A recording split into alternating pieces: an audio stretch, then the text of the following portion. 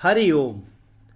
आज शब्द मंत्रों के रहस्य पर बात करेंगे और चर्चा में यह बताएंगे कि किस शब्द के बोलने पर शरीर का कौन सा अंग सक्रिय होता है और अंत में शुभंकर ज्ञान भी देंगे। सूक्ष्म शक्तियों के 3 स्रोत हैं, तंत्र, मंत्र और यंत्र। विश्व में जितने भी आध्यात्मिक उपचार पद शक्तियाँ हैं वे सभी तंत्र, मंत्र और यंत्र पर आधारित हैं। हमारे ऋषि मुनियों ने इन मंत्रों पर बहुत शोध किया है, जिससे उन्हें अनेकों रहस्यों के विषय में जानकारी प्राप्त हुई है। जैसे कुछ शब्द बोलने पर शरीर के कुछ भाग में प्राण शक्ति का प्रवाह बढ़ जाता है। जैसे हु शब्द बोलने पर स्प्लिंग अंग में प्राण शक्ति का प्रवाह बढ़ जाता है, अर्थात हमारा स्प्लीन अंग जो है वह मजबूत होता है। हो शब्द बोलने पर हृदय में प्राण शक्ति का प्रवाह बढ़ जाता है। जू शब्द बोलने पर फेफड़े में प्राण शक्ति का प्रवाह बढ़ जाता है। सी शब्द बोलने से पेट में प्राण शक्ति का प्रवाह बढ़ जाता है। स शब्द बोलने से लीवर में प्राण शक्ति का प्रवाह बढ़ जाता है। चुई शब्द बोलने से किडनी में प्राण शक्ति का प्रवाह बढ़ जाता है, अर्थात वह अंग मजबूत होता है। इन शब्दों को बोलने से पहले आंखें बंद करिए, गहरी लंबी सांस लीजिए और अपनी काल्पनिक आंखों से अपने शरीर के उस रोगग्रस्त अंग को देखिए और कल्पना करिए कि खूब तेज प्रकाश उस अंग में भर रहा है। कुछ क्षण ऐसे ही देखते रहिए।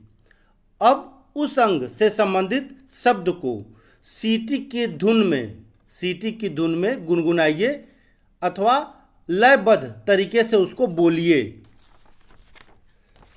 थोड़ी देर में आपको महसूस होगा कि उस अंग से भूरे रंग की गंदी हवा निकल रही है। 30 मिनट की इस क्रिया में उस अंग को विशेष लाभ होगा। इस क्रिया को रोज करिए जब तक आपका वह अंग स्वस्थ नहीं हो जाता। इसी तरह जितने भी मंत्र हैं उसे बोलने पर लाभ अवश्य होता है।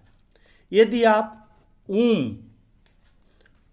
ओम मंत्र का 9 बार जाप कर या गायत्री मंत्र का 9 बार जाप कर अथवा राम रक्षा श्लोक का 9 बार लय ताल में जाप कर किसी भी कार्य को शुरू करेंगे तो उसमें सफलता अवश्य मिलेगी, क्योंकि ये मंत्र इतने शक्तिशाली हैं कि बोलने पर इनके वाइब्रेशन से वहाँ का वातावरण शुद्ध हो जाता है। हम जो भी मंत्र बोलते हैं वे शक्तिशाली तरंगों को आमंत्रित करती हैं। इसी तरह एक दर्द निवारक मंत्र हम आपको बताते हैं। हौन सह जू सह नमः। जहाँ पर दर्द हो अपने दोनों हाथों को वहाँ पर रखकर अपने इष्ट देव, आप जिस देवी देवता को मानते हो, उनका ध्यान करते हुए इस मंत्र का 27 बार जप करें या संभव हो तो 108 बार जप करें, अवश्य लाभ होगा। पवित्र चिकित्सा पद्धतियों को आप जिस रूप में अपनाते हैं उसी रूप में आपको फायदा मिलता है। जैसी आपकी श्रद्धा होती है उसी अनुरूप आपको लाभ मिलेगा। आपकी श्रद्धा मंत्र में जैसी हो, देवताओं में जो हो, यज्ञ करने में जैसी श्रद्धा हो, औषधि में, तीर्थ में, गुरु में जिसकी जैसी भावना अर्थात निष्ठा रहती है, उसे उसका फल भी उसी के अनुरूप मिलता है। चलिए अब शुभंकर ज्ञान। चिंता करने पर हमारा पाचन तंत्र कमजोर होता है। दुखी होने पर फेफड़े लंग्स कमजोर होता है। तनाव करने से हृदय रोग होने की संभावना बढ़ जाती है और दिमाग में नसें फूलने लगती हैं, जिससे भयंकर पीड़ा होती है। गुस्सा करने पर लीवर पर भार पड़ता है और ज़्यादा भयभीत हो जाने या डर जाने की स्थिति में किडनी पर असर होता है।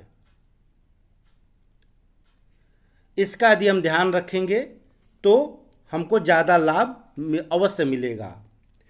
अगले वीडियो में असाध्य बीमारियों से बचाव पर चर्चा करेंगे और बताएंगे कि क्या करें कि हम बीमार न हों। हरि ओम।